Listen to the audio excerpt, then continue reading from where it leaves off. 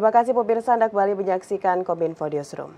Pemirsa, saat ini salah satu kabupaten di Provinsi Papua Selatan mengalami tren kenaikan kasus penyakit campak yang menyerang beberapa distrik di Kabupaten Boven Digul. Dan kejadian ini telah dinyatakan sebagai kejadian luar biasa oleh pemerintah daerah. Lalu pemirsa, untuk mengetahui lebih jauh bagaimana perkembangan dari kasus campak di Kabupaten Boven Digul, saat ini kita sudah terhubung bersama PLT Kepala Dinas Kesehatan Kabupaten Boven Digul, ada Dr. Meli Manopo. Halo, selamat malam, Dr. Meli. Ya, selamat malam. Baik, salam sehat ya, Dok. Ya, sehat. Baik, dokter, ini kita membahas suatu kejadian luar biasa di salah satu daerah di Papua Selatan. Dan sejauh ini, dokter, bagaimana perkembangan terkini dari kasus campak di Boven Digul tersebut, dokter? Ya, terima kasih. Kasus campak di Kabupaten Boven Digul ini dari semua keseluruhan yang sudah kami lakukan ada 46 kasus. Suspek campak ada 46 kasus. Baik, Yang sudah dinyatakan positif itu ada 5 kasus. Baik, lalu sebenarnya dari pemerintah sendiri sejak kapan menetapkan dari kasus campak di Boven Digul ini sebagai kejadian luar biasa nih, dokter? Iya,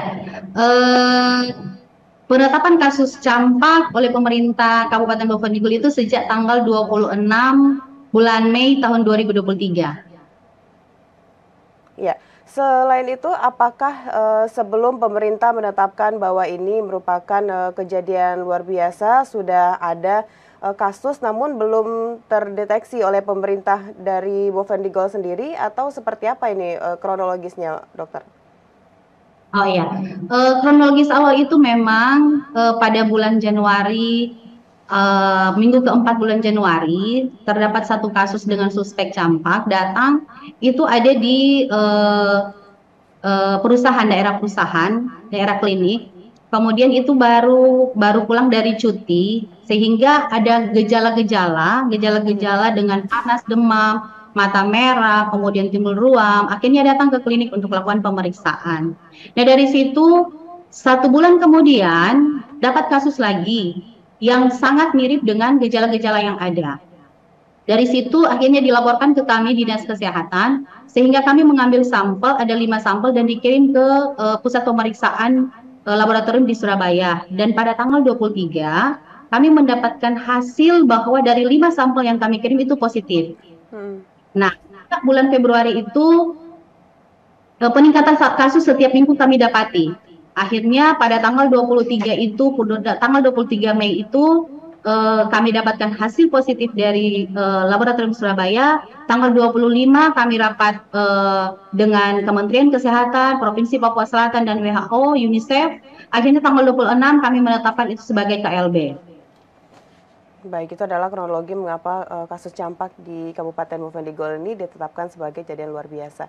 Lalu sejauh ini, dokter, apakah penyebaran dari kasus campak tersebut memiliki daerah-daerah tersendiri atau bahkan ini merata di seluruh daerah di Kabupaten Boven Digul, dok? Oh iya, kalau untuk penularan kasus KLB campak ini, ketika pertama kali terdeteksi ini hanya di satu distrik saja, di distrik Getentiri, distrik Jair, kemudian di wilayah kerja Puskesmas Getentiri. Nah, karena di distrik itu bertetangga dengan ada 2 distrik, ada distrik Ujung Kia dan distrik Subur. Oleh sebab itu, kami akhirnya melakukan pemeriksaan ke 3 distrik ini, sehingga supaya tidak terjadi penularan lebih lanjut ke distrik-distrik yang lain. Baik, sejauh ini yang dilakukan oleh pemerintah secara berkala untuk meminimalisir terjadinya penambahan dari positif kasus campak ini apa saja, dokter? Ya, kami sudah melakukan outbreak imunisasi di 3 distrik ini, di distrik Jair, distrik Ujung Kia, dan distrik Subur, karena cakupan total dari kasus yang orang yang harus kami imunisasi itu ada sekitar 4.347 jiwa yang harus kami lakukan imunisasi. Jadi tentu kami dari Dinas Kesehatan melakukan surveillance ketat supaya tidak ada lagi penularan-penularan yang lebih. Baik, dari 4.300 jiwa tadi yang dokter sampaikan akan dilakukan imunisasi, saat ini sudah berapa persen dok target kita? Iya, yang sudah kami lakukan ada 59%, sekitar 2.566 jiwa yang sudah kami lakukan imunisasi sejak tanggal 5 sampai dengan tanggal 13 kemarin. Baik, untuk wilayahnya apakah dari Dinas Kesehatan sendiri memiliki beberapa daerah prioritas dulu untuk kita dahulukan melakukan imunisasi atau dilakukan secara merata saja semuanya dokter? Iya, kami hanya fokus di 3 distrik tadi, yaitu distrik Jair, distrik Ujung Kias, dan distrik Subur. 3 distrik itu saja dulu yang kami fokuskan untuk melakukan ORI ini.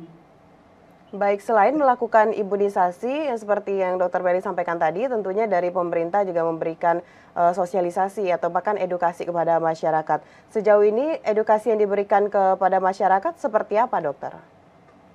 Ya, pemerintah selalu mendorong supaya para orang tua juga untuk lebih memperhatikan, membawa anaknya untuk melakukan imunisasi, mendukung program-program pemerintah terkait dengan supaya tidak terjadi kasus-kasus lagi seperti ini, sehingga kami tetap melakukan turun ke distrik-distrik untuk melakukan kerjasama dengan lintas sektor supaya boleh memberitahukan kepada masyarakat kami supaya datang untuk melakukan imunisasi.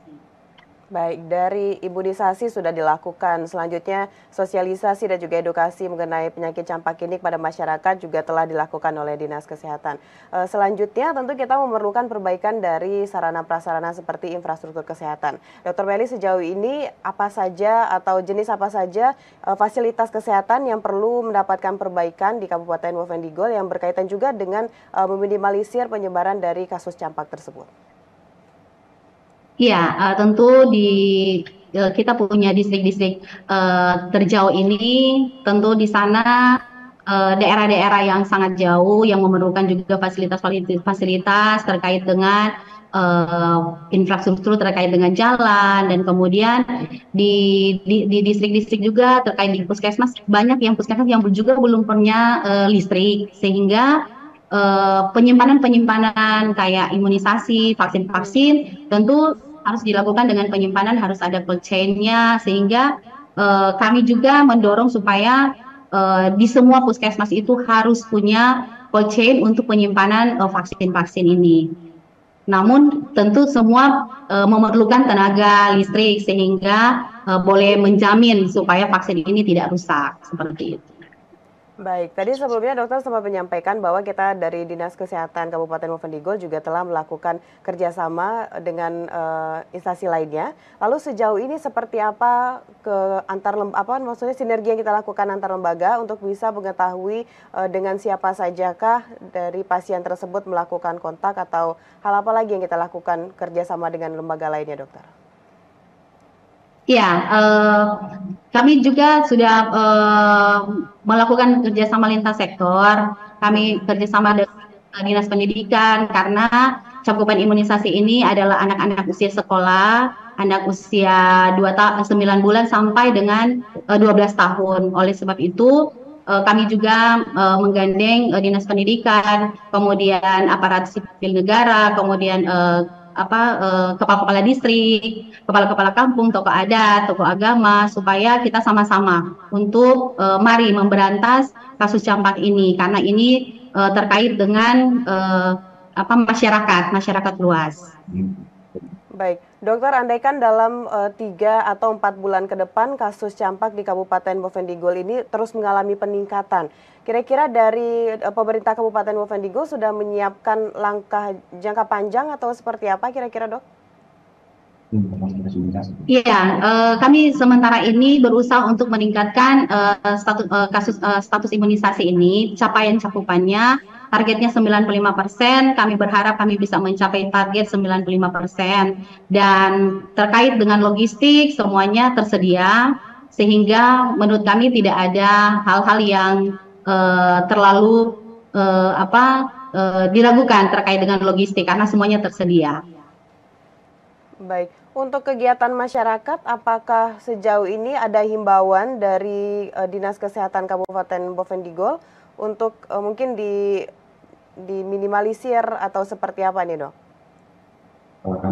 Ya, kami selalu berusaha kami selalu minta kepada Kepala Puskesmas untuk supaya tetap berkoordinasi lanjut dengan kepala-kepala kampung supaya bisa mengedukasi masyarakat jangan takut dilakukan vaksinasi, jangan takut. Kami juga bekerja sama dengan Babinsa yang ada di kampung-kampung supaya boleh memberikan pemahaman-pemahaman juga kepada masyarakat sehingga karena masyarakat ini kalau bilang vaksin kan rasa takut gitulah. Jadi kami selalu berusaha untuk memberikan pemahaman yang baik lah kepada mereka supaya ketika mereka dilakukan vaksin tidak ada rasa ketakutan bagi mereka. Baik, untuk anak sekolah gitu seperti SMP atau SMA di Kabupaten Boven Digol, apakah kita melakukan beberapa kegiatan begitu, Dok, yang tentunya untuk mengedukasi masyarakat anak-anak sekolah ini agar mereka bisa terhindar dari penyakit campak atau seperti apa, Dokter? Ya, kita selalu berupaya untuk melakukan penyuluhan pada waktu tanggal 5 sampai dengan tanggal 13 kemarin. Ya. Setiap kita turun ke lokasi, kita selalu melakukan penyuluhan kepada anak-anak sekolah.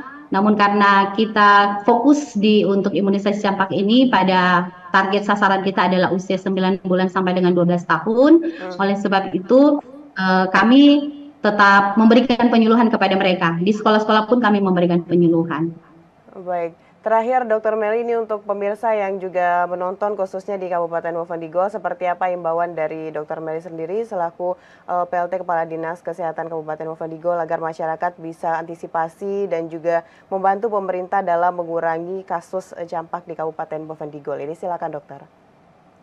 Iya, himbauan kami adalah ketika ada anak-anak usia yang 9 bulan sampai dengan 12 tahun tanpa melihat status imunisasi untuk supaya ketika ada keluhan, batuk, beringus, ataupun demam, kemudian ada mata merah, ada keluhan timbul bercak-bercak, untuk supaya segera datang memeriksakan diri di pelayanan-pelayanan kesehatan terdekat. Kemudian ada juga program-program posyandu untuk supaya semuanya datang ke posyandu untuk dapat membawa anak-anaknya dilakukan imunisasi.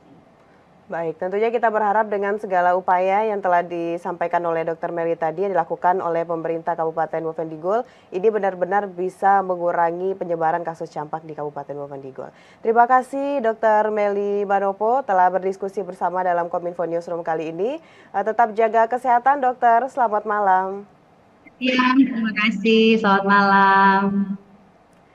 Baik pemirsa, itulah dialog kita bersama dengan PLT Kepala Dinas Kesehatan Kabupaten Boven Digol, Dr. Meli Badopo. Dan usai jeda pariwara kami akan kembali dengan informasi lainnya. Tetaplah bersama Kominfo Newsroom.